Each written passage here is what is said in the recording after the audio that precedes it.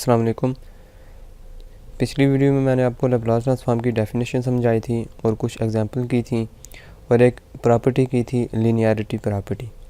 इस वीडियो में मैं आपको टेबल ऑफ लैप्लास ट्रांसफॉर्म के बारे में बताऊंगा। टेबल ऑफ लैप्लास ट्रांसफॉर्म में सिंपल ये होता है कि फ़ंक्शन दिए होते हैं और उनके साथ लैप्लास ट्रांसफॉर्म दिए होते हैं। मतलब ये है कि लैप्लास ट्रांसफॉर्म के कुछ फार्मूले दिए होते हैं, उन फार्मूलों को इस टेबल में लिख दिया जाता है, तो उसको नाम दिया जाता है टेबल ऑफ लैप्लास ट्रांसफॉर्म। जैसे 1 का लैप्लास ट्रांसफॉर्म 1/s होता है और t का लैप्लास ट्रांसफॉर्म 1/s² होता है।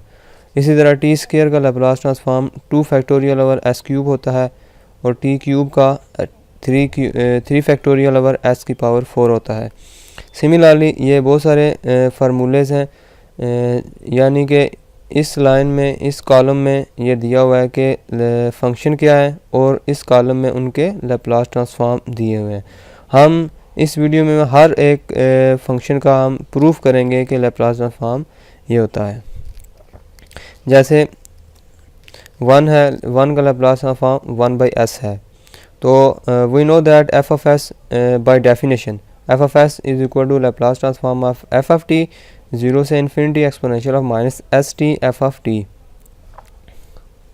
f of t की जगह हमने 1 पुट कर दिया, यानी इस फार्मूले में f of t की जगह हमने 1 की वैल्यू लगा दी और एक्सपोनेंशियल ऑफ माइनस st, और बाय डेफिनेशन इसको इंटीग्रेट किया, ये हो गया, और एक्सपोनेंशियल ऑफ लिमिट अबव और बिलो लिमिट पुट की, तो हमारे पास ये फाइनल ये रिज़ल्ट आ गया, यानी कि Laplace transform of 1 is equal to 1/s। Similarly Laplace transform of t is equal to 1/s²। हमें पता है बाय डेफिनेशन सेम चीज़ बार बार आ रही है कि Laplace transform of f of t is equal to, simple ये इंटीग्रल की डेफिनेशन है, और f of t की जगह हमने अब t पुट कर देना है। जैसे ये t f of t ये हो गया, t f of t की जगह t पुट कर दिया, और हमने इसको इस इंटीग्रल को हमने बाय पार्ट्स इंटीग्रेट कर दिया, और उसके बाद हमारे पास ये रिज़ल्ट आया। फिर इसको हमने इंटीग्रेट किया, ये रिज़ल्ट आ गया। फिर हमने फाइनली इसमें ये लिमिट, इन्फिनिटी वाली लिमिट और 0 वाली लिमिट ये पुट कर दी, तो हमारे पास आ गया 1/s², और यही हमारा प्रूफ था, यानी Laplace of t is equal to 1/s²। अब हमारे पास आ जाता है Laplace of t² is equal to 2 factorial over s³।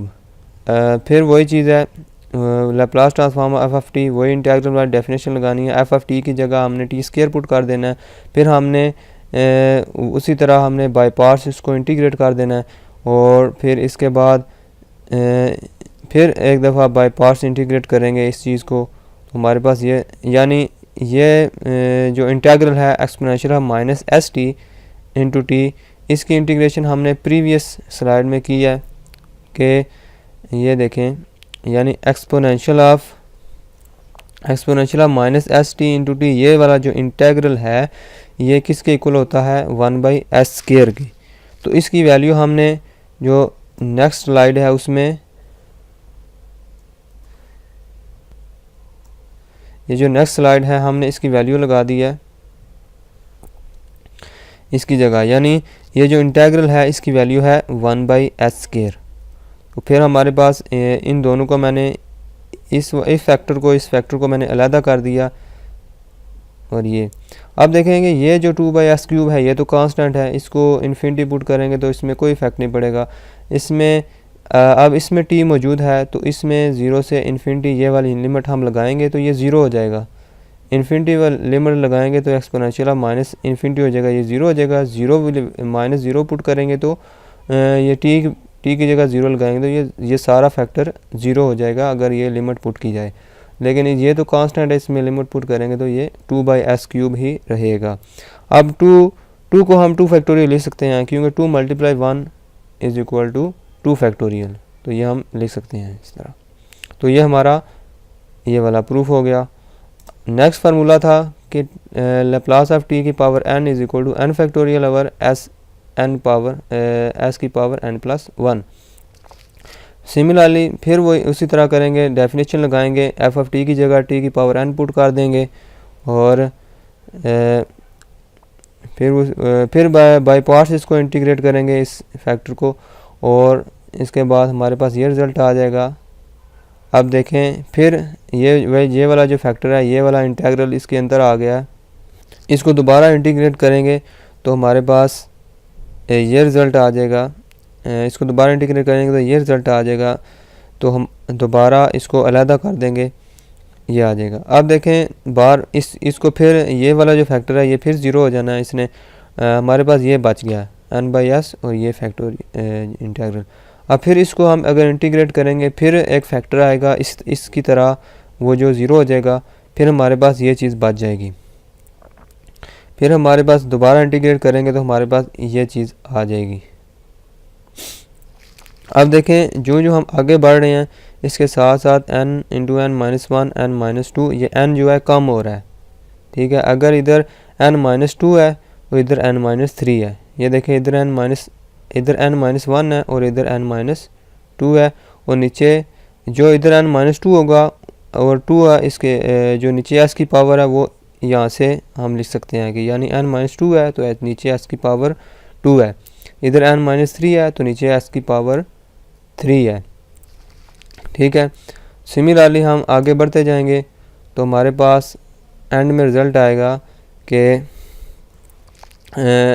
n minus n into N minus one, तो नीचे देखें इधर उसमें एक ऐड कर देंगे तो n माइनस एन हो जाएगा, और इधर n माइनस एन है, इधर n है, देखें इधर थ्री है, इधर भी थ्री है, और इधर n माइनस एन है और s की पावर n है। सिमिलर उसी पैटर्न से हम नीचे आए हैं तो हमारे पास ये देखें n से लेकर n माइनस वन करेंगे तो ये वन हो जाएगा, n कैंसिल हो जाएगा, ये माइनस माइनस प्लस हो जाएगा, और ये ऊपर जो सारा फैक्टर है ये n फैक्टोरियल बन जाएगा, और ये s की पावर n आ गया नीचे, और ये जो है t की पावर n माइनस n हो गया, ये ज़ीरो हो जाएगी, t की पावर ज़ीरो वन होता है, और ये सिंपल है हमारे पास बचेगा एक्सपोनेंशियल माइनस एस टी।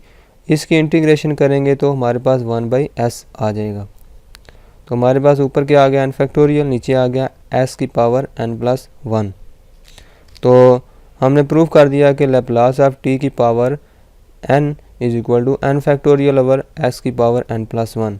तो हमारे पास ये एक सिंपल फार्मूला बन गया है कि t की पावर कोई भी रख लें, 2 रख लें, 10 रख लें, 30 रख लें, 100 रख लें, लेकिन वो हो n is equal to integer की फॉर्म में हो।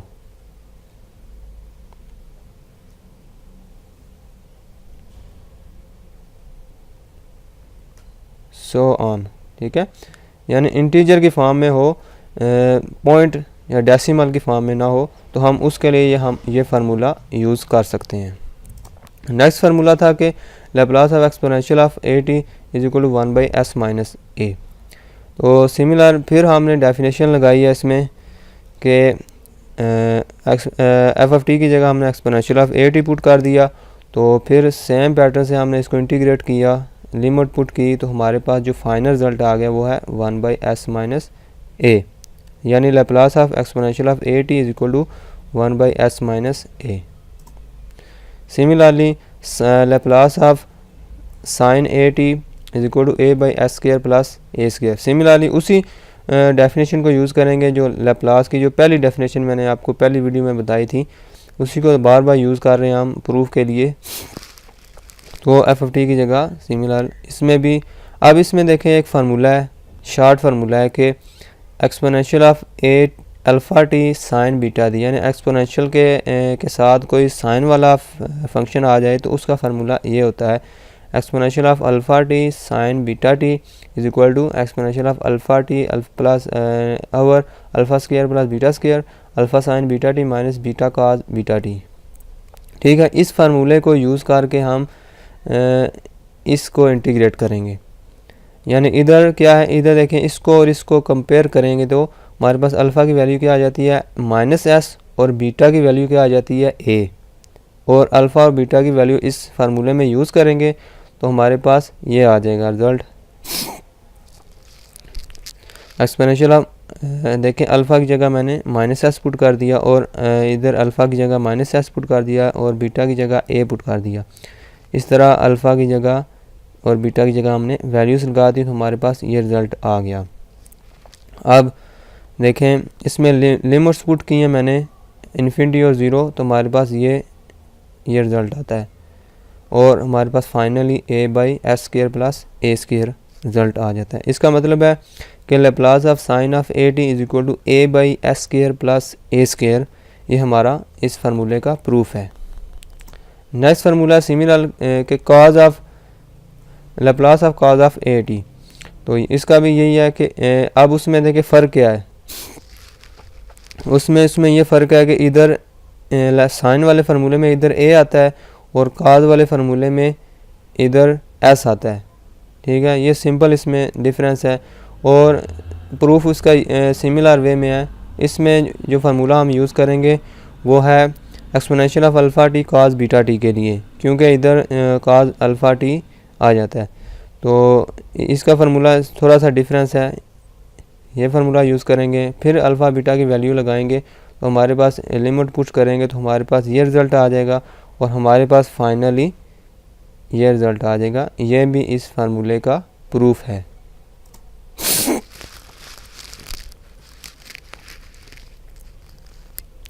अब हमारे पास साइन हाइपरबोला ए टी ये आ जाता है।